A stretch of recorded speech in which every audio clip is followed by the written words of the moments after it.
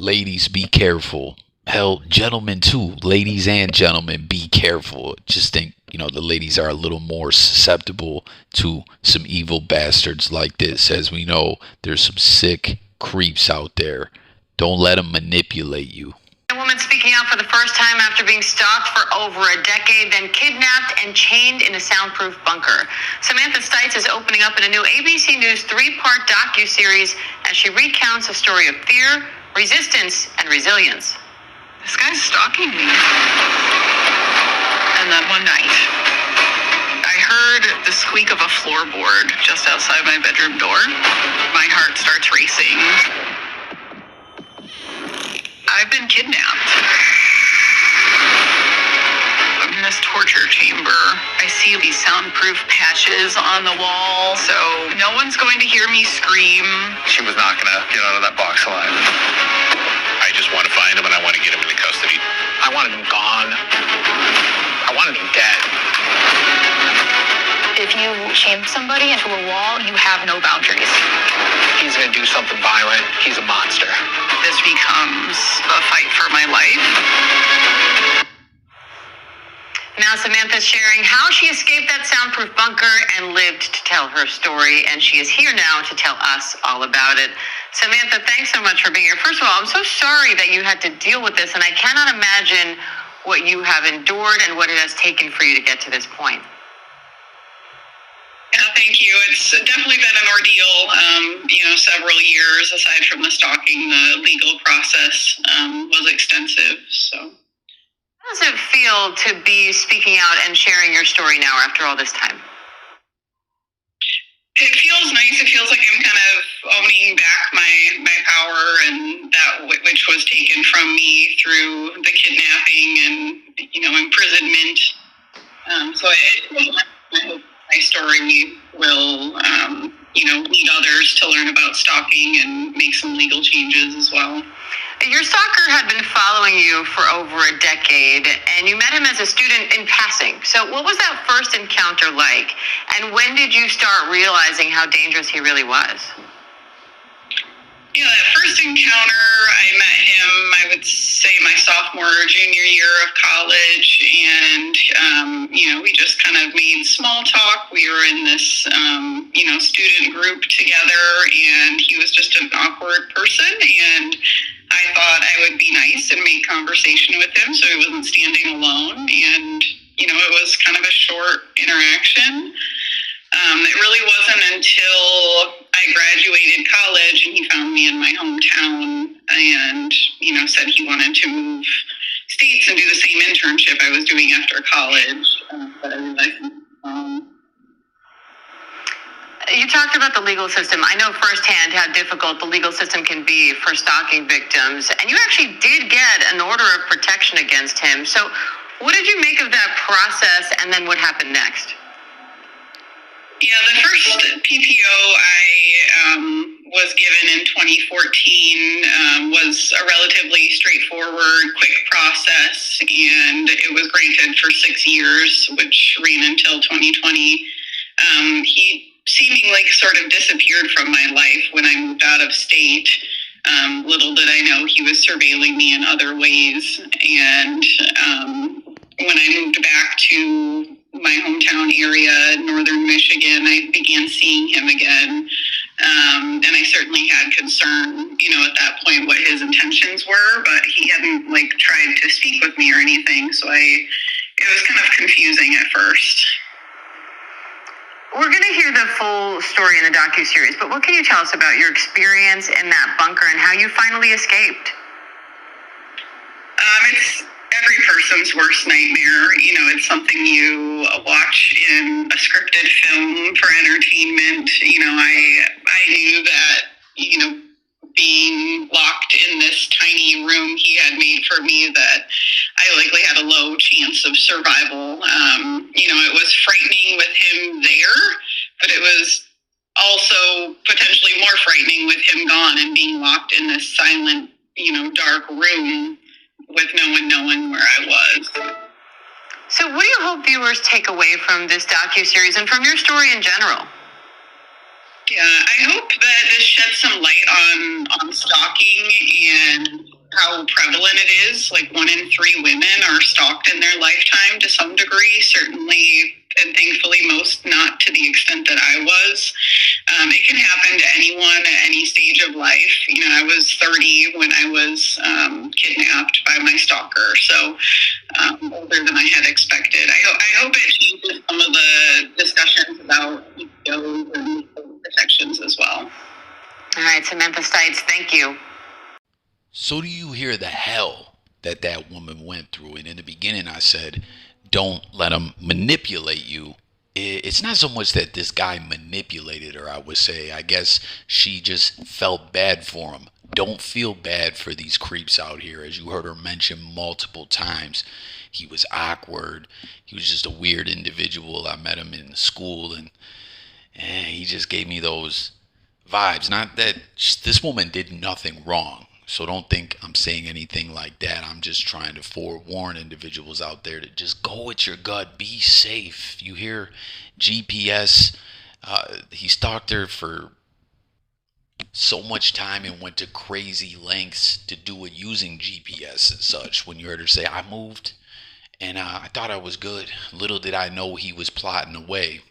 And listen, she said 1 in 3 women become a victim of stalking. That's some pretty crazy numbers right there. Comment anyone out there if you've ever been stalked, and if you feel comfortable sharing to what degree it went, please leave it in the comments. But real talk, in this new age with air tags and all this stuff, man, it's easier than ever. Like all the technologies that's out there, the good guys got them and the bad guys got them too. And a lot of these creepy sons of bitches out there think on this shit and plot and strategize ways, dedicating themselves to stalk and, in this case, kidnap this woman and hold her captive.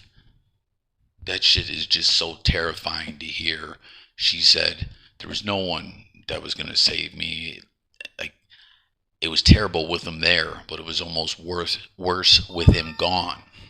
Her circumstances were so shitty that the evil bastard who kidnapped her, keeping her somewhat company, was better than being all alone in this dark place, cuffed all up in chains, bound. It's just some real twisted stuff. So, as I stated, it's not so much that she got manipulated. She just felt bad for this evil piece of garbage. But just in general in your life, watch for the manipulators. You see the picture of this creepy bastard, Christopher Thomas. He's right where he belongs, in prison. But the legal system failed this one, failed society, as someone before her tried to get an order on this guy too, I think. Or she tried to seek another one. I don't know. It's all absolutely crazy, man. In this story here, this documentary just dropped. They're popping these true crime documentaries out like Tic Tacs, the amount of content that all these streaming platforms are making. This one just came out today, I believe. It's Stalking Samantha, 13 Years of Horror or Terror, one of the two. It's on Hulu. Comment, let me know if you're going to watch it, if you've been noticing an uptick, an increase in true crime documentaries and docuseries and such, and your thoughts about it all. Once again, this one is available to stream right now on Hulu. Hulu's latest 3-part true crime docuseries pulls back the curtain on a chilling true story. The relentless stalking of a Michigan woman that spanned more than a decade and ended in a harrowing case of kidnapping and torture. This is like a horror film. The victim states at the beginning of the first episode, "Am I going to die chained to this wall?" In 2011, college freshman at Grand Valley State University, Samantha Stites, met Christopher Thomas, a man 7 years older. What began as seemingly innocent interactions at a Christian student group quickly escalated into an obsessive pattern of stalking. "At first, I think he is just lonely and for some reason finds me an approachable person to talk to," the Elk Rapids native stated. And then at some point, it kind of changes. For 11 years, Thomas followed Stites everywhere she went, showing up at restaurants, her workplace, even secretly tracking her with GPS devices. She felt sorry for him, so she was a little bit nice to him. Charissa Hayden, Stites' former roommate, said to ABC News. And he took that and he spun it into something it wasn't and ran away with it. On October 7th, 2022, Thomas's obsession escalated to violence when he broke into Stites' Traverse City home, kidnapping and restraining her, then taking her to a soundproof bunker he carefully constructed inside a storage unit. The bunker's food, water, and supplies made clear his intention to hold her captive for weeks. He spent thousands of dollars on creating this box so he could spend time with Sam. Detective Mike Matucci of the Grand Traverse County Sheriff's Office told ABC News. And do God only knows what. Stites spoke with Thomas throughout the awful ordeal, ultimately convincing him to let her go after 14 hours by promising to keep quiet about it. Immediately after she was free, she got medical care and turned him in. Thomas was arrested, and in December 2023, he pleaded guilty to kidnapping, torture, and aggravated stalking. In 2024, the court sentenced him and stipulated lifetime GPS monitoring upon his release, though the prosecution dropped the sexual assault charges under a plea agreement after initially charging him. Investigators also revealed Thomas had a prior stalking conviction in 2009 involving another woman. The case drew national attention for failures in the legal system. Just months before the kidnapping, the same judge who later sentenced Thomas had denied Stites' request for a personal protection order. I always knew that there would be somebody else, the 2009 victim told law enforcement after being contacted about the Stites case. When they called me in 2022, there's like this guilty feeling like he did do it to somebody else. I was right. National data indicate that 1 in 3 women experience stalking in their lifetime. Stites' experience underscores both the resilience of survivors and the serious risks that can arise when systems of protection fall short. Since then, Michigan courts altered their protection order reviews, requiring referees to check for previous PPOs before advising. Justice is a funny thing. It doesn't necessarily come in the form of prison years. Stites said, I can't ever go back to before I was kidnapped. And that's something I had to grieve. But knowing that I'm finally turning the page on this, and that I should feel safe with him off the street, and that I am protected meant a lot. I felt free. I want other women, whether they've been stalked or sexually assaulted or not believed, I want them to see my story and think things can change. You heard them in the beginning too. The guy was like, I wanted to find this bastard and kill him. And I can only imagine having that job, trying to hunt sick creeps like this down, man. It's crazy, the evil that lurks out there in the world. Again, don't go feeling too bad for people. People you truly know.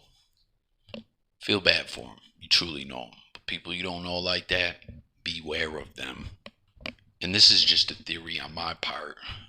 Hit the comments, guys. Do you think this theory bears some weight? That there's something here, some substance to this? As I was talking about technology increasing is something, we're in the age of it right now. We're going through it right now. Every day is history always, but I'm talking about in this tech generation currently. It's changing every day with AI, with all this other stuff. And I always try to say, when it comes to this internet stuff, this blogosphere stuff, use the internet for research. Use the internet for a little bit of entertainment. Don't get caught up in all this shit. Log on, do your thing, log off, right? A lot of individuals who ain't wound so tight spend too much time on this shit, and I think it's dementing them even more. You know what I mean? Like, there's a whole new level of evil out there, in my opinion, that's being affected by the technology age. Like I said, this creepy son of a bitch used technology to his favor, and this was some years back. Now GPS and all that stuff is easier to for people to get their hands on, and these creepy blucks are out there. So just everyone, ladies, gentlemen, everyone, be safe. But yeah, man, that's just a bit of the story. Go stream the whole documentary for the full story. And that's going to do it for this one docu-series. Actually, it's a few episodes, I believe. So thank you for tuning in. Make sure to subscribe to the channel. And let me know if you guys like me covering this true crime stuff, your thoughts about it all. Look forward to talking to you in the comments. I will get with you on the next one. Peace, blessings, and be safe, guys.